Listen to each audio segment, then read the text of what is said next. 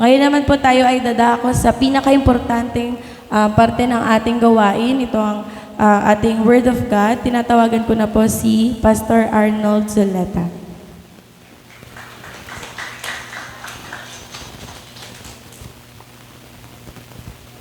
Thank you, Tony. Magandang araw po sa inyong lahat. Good morning.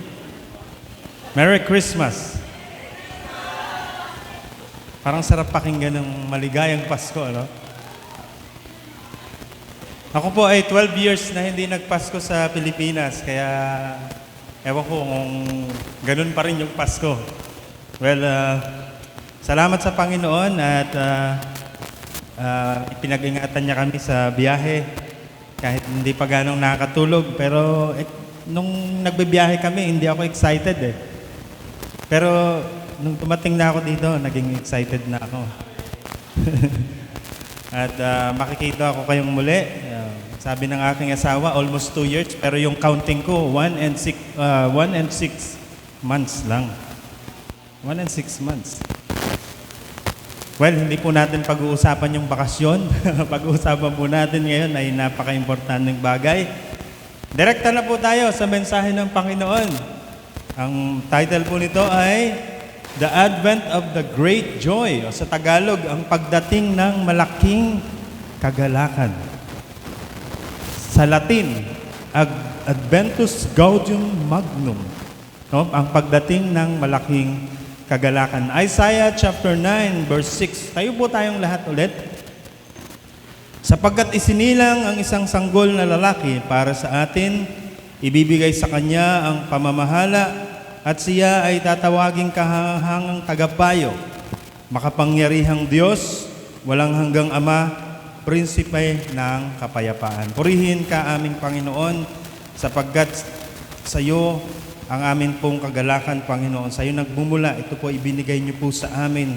2,000 taong na ang nakakaraan, kaya naman po kami po ay nagsasaya at nagagalak na ito po ay nakamit po namin ayon po sa iyong biyaya, Panginoon. Nawa po ay maunawaan po namin ang mensahe mo sa bawat isa amin. Purihin ka, ito po aming pong dalangin sa pangalan ng ating Panginoong Jesus. Amen. Makakaupo na po tayong lahat.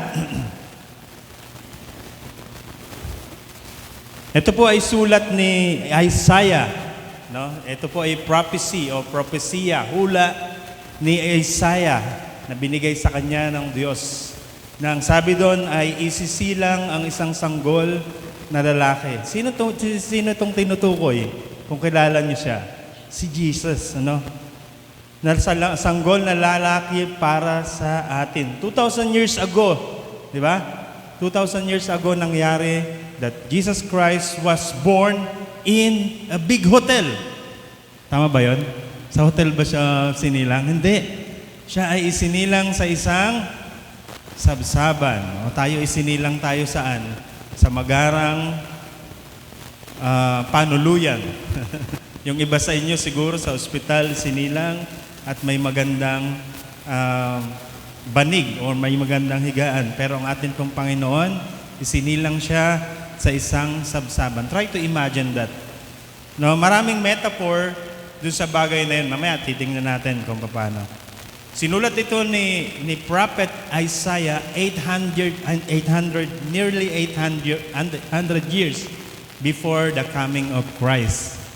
800 years bago ipanganak ang ating Panginoon si Kristo, sinabi ni Isaiah ang mga bagay na ito.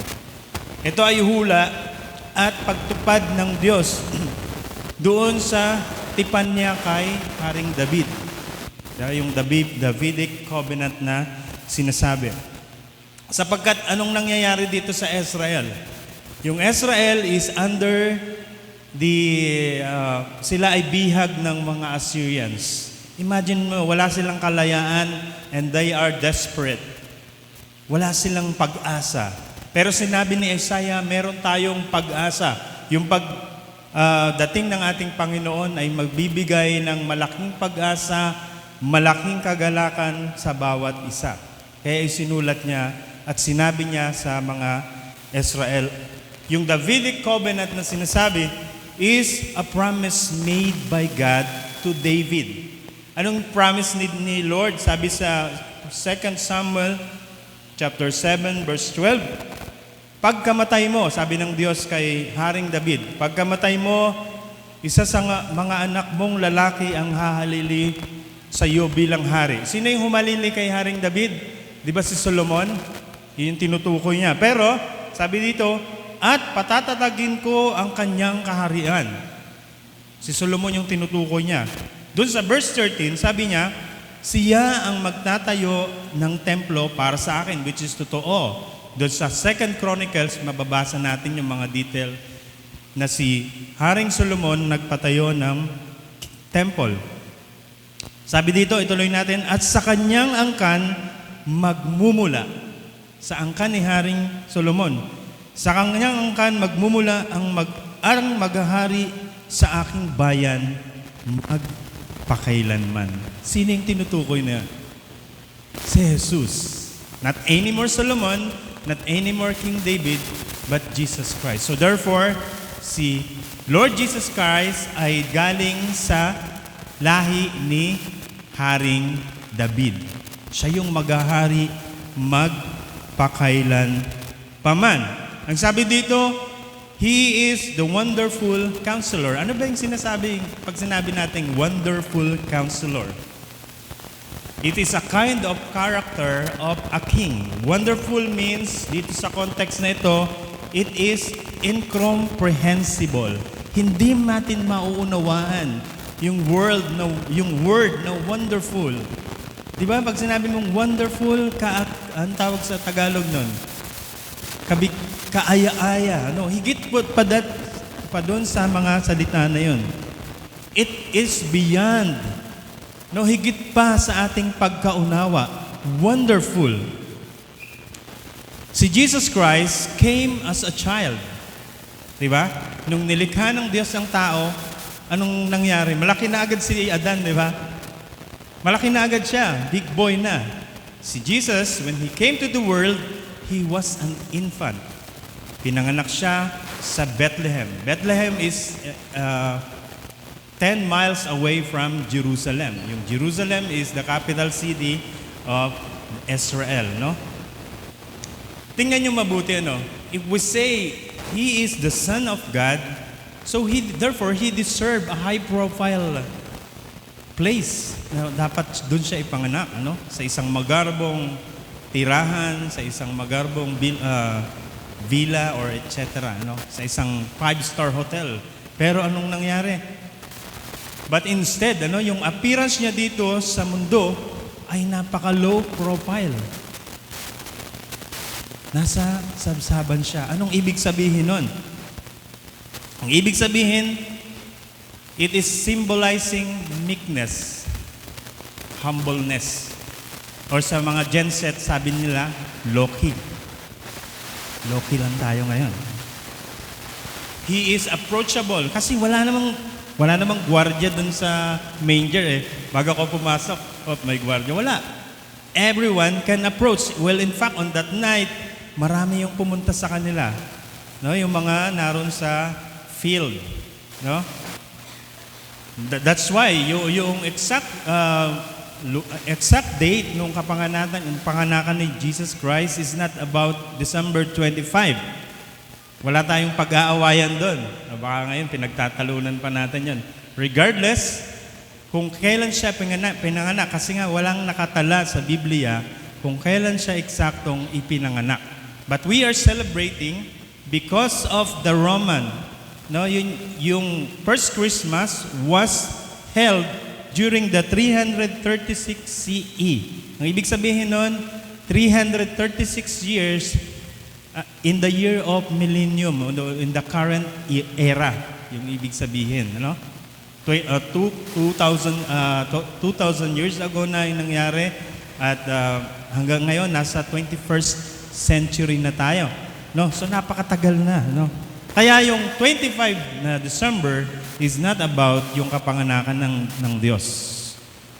Sinabi ko nga kanina, hindi na natin dapat pagtalunan pa yon kung December 25 man yan or 26. Ang mahalaga, Ito ay sineselebrate natin with the full essence of the spirit of Christmas. Wala naman kasing word na Pasko sa Biblia, but the concept of yung pagdating ng ating Panginoon. Alam niyo po ba yung true meaning kung bakit ang Diyos po natin, si Lord Jesus Christ, ay pumunta dito sa mundo?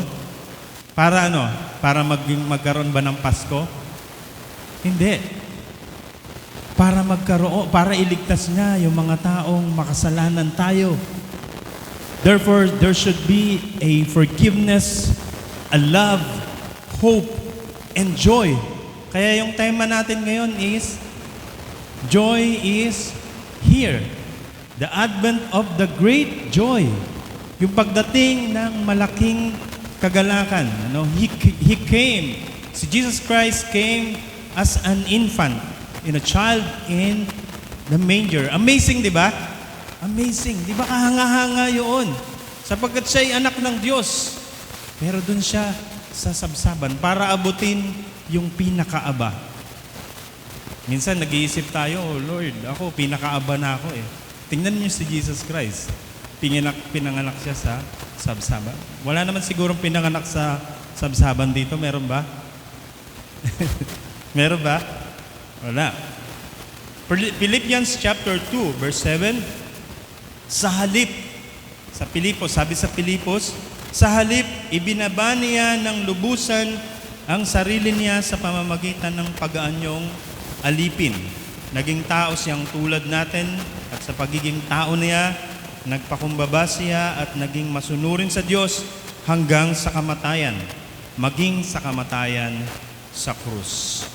Napunta siya dito sa lupa because he was the begotten Son of God. He gave Himself. He was crucified. Pinako siya sa krus, namatay at inilibing. Pagkaraan ng 3 araw, nabuhay siyang muli at umakyat siya sa langit. Ngayon siya ay nasa kanang trono ng Diyos, nakaupo sa luklukan. He is interceding. Naroon siya. At siya, yung banal na espiritu niya, kasama natin sa kapanahunan ito. Siya yung nagbibigay sa atin ng karunungan, ng kaunawaan, kung ano may dapat nating gawin. Yung pagdating ng Panginoong Hesukristo ay nagbigay ng matinding kagalakan sa buong mundo. Pero parang hindi kayo masaya. Ngayong Pasko, ano ba yung nagpapasaya sa ating lahat? Yung malalaking regalo ba? O pag wala bang gift ay hindi ka masaya? Merong ganun, no? Nung mga bata kami, naalala ko, naglalagay kami ng medyas sa bintana. Naglalagay ba kayo noon? O baka sako na ang nilalagay nyo? Naglalagay ako noon at kinabukasan ay tinitingnan ko, ang nakalagay ay bato. Yung kuya ko pala yung naglalagay. Malaking kagalakan, yung bundle of joy. It is not sin, pero nararamdaman dapat natin na yung binigay ng Panginoon is a bundle of joy na naroon lahat. It is visual, hindi natin siya nakikita. Mamaya makikita natin kung ano yung mga bagay na yon. Sabi sa Luke chapter 2, verse 10, sa ano ko parang taga-English, Pero mas maganda Tagalogin natin. Ngunit sinabi sa kanila ng anghel, huwag kang matakot. Ako'y may dalang magandang balita para sa inyo na magdudulot ng malaking kagalakan sa lahat ng tao. Magdudulot ng malaking kagalakan sa lahat ng tao. Isinilang sa inyo ngayon sa bayan ni David ang tagapagligtas, ang Kristong Panginoon. Isinilang. Good news na ang pagsilang ng Panginoon ay nagbigay ng pag-asa. Sapagkat wala po tayong pag-asa kung wala po tayo sa Panginoon. Yun po ang katotohanan. Wala po tayong mararating kung wala po tayo sa Panginoon, sapagkat ang Diyos po ang nagpapatagumpay sa ating lahat. Nasa Kanya po ang ating buhay. Sa maniwala po kayo at sa hindi. Kung anong meron ka ngayon, mas higit pa dyan yung gusto ng Panginoon. Naniniwala po ba kayo doon? Na merong magandang plano ang ating Panginoon. Yung buhay nga niya, hindi niya pinagkait. How much more yung magandang buhay para sa lahat. Pero ang nagiging problema kasi, hindi natin binibigay yung ating buhay sa Panginoon. Yun yung nagiging problema sa atin. Ayoko. Gusto kong gumawa ng sarili ko. No, kasi magaling ako. Yun yung tingin natin sa sarili natin. Magaling ako, mahusay ako, at hindi ko kailangan ang gabayan ng Diyos. Without Christ, we are nothing, mga kapatid. Wala tayo. Lahat ng hakbang natin dapat salalay or nakaakibat sa atin pong Panginoon. We live and move and have our being in Christ, our Lord. The life and work of Jesus Christ are what brings us joy. Ano? We have the joy of knowing our sins are forgiven. Di ba? Pag yung utang mo ba ay nalaman mo na bayad na, di ba? Malungkot ka pa rin ba pag ganon? Wala ka ng utang? Malungkot ka pa rin ba o masaya ka na? Masaya ka, syempre, no? Ganon ang ginawa ng Panginoon. Yung kasalanan natin, biniyaran ng Panginoon sa krus ng Kalbaryo. Yun yung dahilan kung bakit siya ay napunta dito sa lupa. He is God and became human. 100% God in the form of human para abutin tayong mga makasalanan. And John 14, sabi doon, He is preparing for us a house. Ano, sabi doon, piniprepare ko kayo ng isang tahanan para sa inyo, no? Para ito'y maging kagalakan ninyo. A place for us in heaven. And He will return for us. Ang Diyos ay babalik sa tamang panahon. We didn't know kung kailan, pero babalik siya as King. Okay? And Jesus Christ gave us visible gifts. Meron po siyang mga visible, yung mga nakikita nating mga gantimpala. Like what? Itong pagtayo ko dito is a gift from the Lord. Does anyone can preach in this pulpit? Does anyone? Lahat ba pwedeng mag-preach? Not anyone, ano? Binigyan ng Diyos ang bawat isa sa atin ng mga gantimpala. Nagpipreach ako pero hindi ko kayang magluto ng masasarap na pagkain. Hindi ko kaya yan. O hindi ko kayang tumayo doon sa kinatatayuan ni na Michael at ni Kuya Joseph. Pwede siguro ako tumayo doon. Pwede. Pero yung gift nila ay iba sa gift. At yung gift nyo, iba sa gift ko. Yung gift ni Pastor Rolly, iba sa gift ko. Diba? Yung gift ni Pastora Eva, iba sa gift ko. Magkakaiba yung gantimpala ng ating Panginoon, which is visible. Yung ministry natin, di ba? Yung pag-gitara natin, pag-drums natin, hindi galing sa atin yan. Pagkapanganak ba natin, marunong na tayo mag-drums? Di ba? Di ba? Hindi. Pagkapanganak ba natin, marunong na tayo kung ano pa yung mga nasa atin? Hindi, di ba? Na-acquire yun through the gift of the Lord. Hindi yun dahil magaling po tayo. Kalimutan na natin yun, na magaling tayo, hindi po. Walang magaling. Ang Diyos lamang ang magaling, ano? Yung loved ones po natin is a gift from the Lord. Ano pa? Yung trabaho natin is a gift from the Lord. Diba? Maganda yung mga trabaho nyo ngayon. Or kung naghihanap kayo ng trabaho, ibibigay sa inyo ng Panginoon yon, no? Doon sa Romans chapter 12, makikita natin yung every good gifts coming from the Lord. Maraming mga gantimpala ang binigay sa atin ng ating pong Panginoon. But this last one, no, God gave us the greatest gift ever. Yung pinakarurok, ano, yung mataas na gantimpala, which is yung ating salvation. Na pagkatapos ng buhay natin na ito, pupunta tayo sa piling ng Diyos. Depende na sa inyo kung gusto niyo nang mauna. Gusto niyo na magmauna? Wag muna, Pastor. Marami pa akong gagawin. The word gift is in Greek word is charisma. It means to say is you have a favor, a favorable action from other. Ganito kasi yung kultura sa Pilipinas. When somebody given you a gift, anong gagawin mo? Pag binigyan kita ng regalo, bubuksan mo ba sa harapan? Hindi, di ba? Hindi natin ginagawa yan. Liban na lamang pag sinabi ng tao, sige, buksan mo. No? Pero naalaman ko sa US pala, iba, baliktad. Pag binigyan ka ng regalo, dapat mong buksan sa harapan. Kasi yun yung culture nila. Pag hindi mo binuksan, you are disrespecting yung nagbigay sa'yo. So, hindi naman tayo mga American eh. So, yung tayo, di ba, pag binigyan tayo ng regalo, ang ginagawa natin, tinatabi muna natin. Hindi natin binubuksan sa harapan kasi nga parang nagsasabi na parang, ano kayang regalo sa akin ito? Baka, parang you're something greedy like that. Pero, tingnan natin yung the greatest gift from the Lord is salvation through Christ. Di ba yun yung pinaka magandang regalo ng Diyos na natanggap natin? It's not visible. Walang detalye. Hindi natin alam yung weight kung gaano siya kamahal. Pero He both is binili niya ito ng malaking halaga. His blood, His life.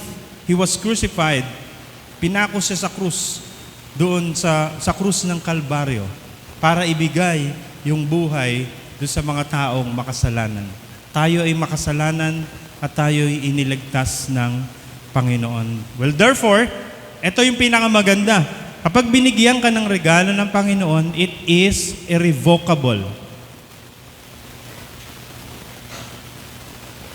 Binigyan ka ng Diyos ng regalo, yung salvation, okay? Nanampalataya ka sa Panginoon. Pinili ka ng Diyos, binigay sa inyo yung gantimpala na yon. Hindi niya yun babawiin. It is forever. Hindi bigay-bawi ang Diyos na pag nagkasala tong taong ito, babawiin ko na yung regalo ko sa kanya. No, hindi po ganun ang Diyos. Pero, merong warning, If you have given that gift from the Lord, if you are saved, kung tinatawag mong ikaw ay isang Kristiyano, yung buhay mo dapat ay mayroong pagbabago. Kung dati chismoso ka, mas chismoso, hindi ka na chismoso ngayon. O baka lumala ka pa ngayon. Hindi na, mayroon ka ng pagbabago. Sabi sa Corinthians, di ba? Ikaw ay bago na. Wala na yung dating pagkatao sa iyo. Kasi nga, binigyan ka na ng Diyos ng bagong pagkatao. So therefore, merong transformation sa buhay natin bilang isang Kristiyano. At yung buhay natin ay nakasalalay or nakaakibat sa atin pong Panginoon. Nakadepende yung ating mga galaw sa ating Diyos. As if every day, every moment sa buhay natin, nakadepende siya sa ating Diyos. Huwag naman yung pagtututbrush ay nakadepende para sa Lord. Lord, magtututbrush ba ako mamaya? O Lord, magsisimba ba ako mamaya? Hindi na yon. It is your will. It is your alignment to the Lord. Hindi na yun kasama doon. Well, of course, di ba nagtututbrush tayo lagi? Lord, maliligo ba ako? Di ba? Hindi na yon. It is therefore personal holiness mo na yon. Okay? Nagkakaintindihan ba tayo? Yung blessings coming from the Lord, the gift coming from the Lord is abundant blessings. Hindi siya pera eh. It's more than that. It's a treasure. It's a treasure na kapag nakuha mo yon, anybody else will be, everything in your life will be regardless. Disregard mo because of that treasure. And that treasure is coming from the Lord. Kaya nga, dapat meron po tayong kagalakan. Medyo maiksi lang po kasi alam ko meron po kayong Meron bang ano ngayon mamaya?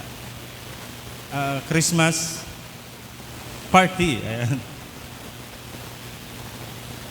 At dapat po tayo masaya sa atin. Ano? Yung mga ministry po natin, hindi dapat ito pabigat sa atin. Kung nagiging pabigat ito sa inyo, better to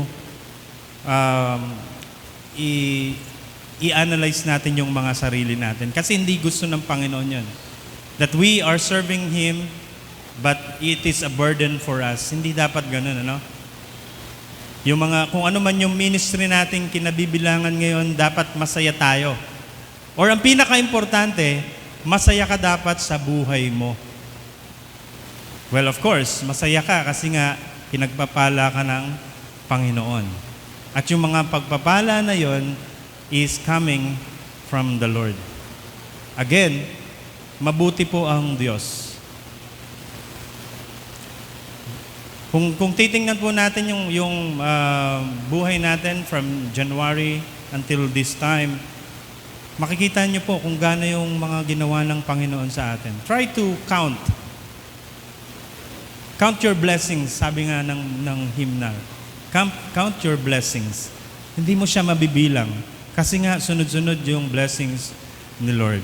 Kung merong mga ups and downs, yun po ay ginagamit ng Diyos para po tayo ay mas lumago, mas matuto sa Kanya. No? Kung merong bang nangyari sa atin na hindi maganda, tingnan natin yon as part of our life, part of experience, part of lesson learned. Marami nating lesson learned sa buhay at huwag na nating ulitin. No?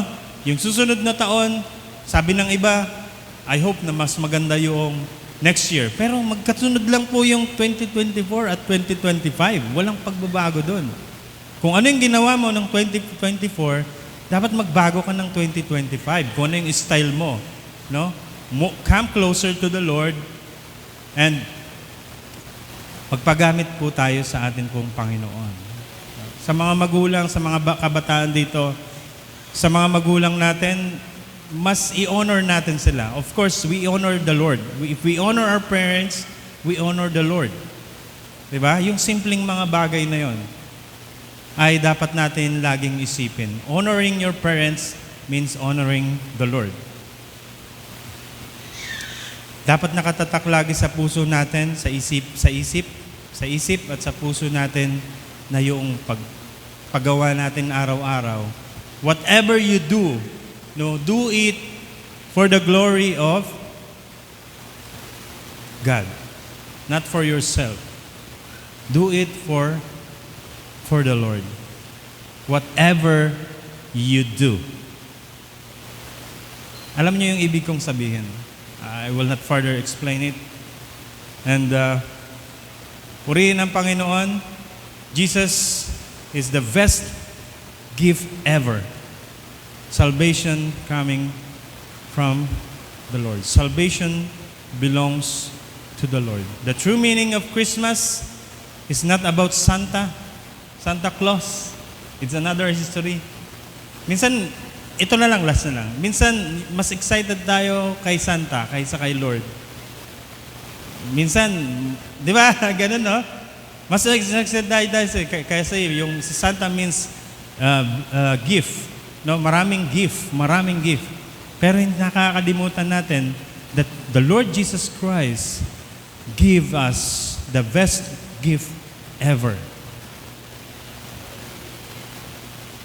Wag po natin kaliligtaan yun ng kahalagahan ng Pasko ay nakatuon sa atin pong Panginoong Hesukristo.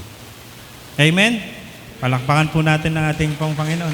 Maligayang Pasko po at masaganang bagong taon sa inyong lahat. Tayo po ay manalangin. Panginoon naming Diyos, kami po ay nagpapasalamat sapagkat kayo po ay nagbigay sa amin ng napakagandang regalo. At ito pong mga bagay na ito ay treasure po sa amin, Panginoon. Nawa po ay mabigyan ka namin ng kaluwalhatian, Panginoon, sa mga bagay na ito sa amin pong buhay.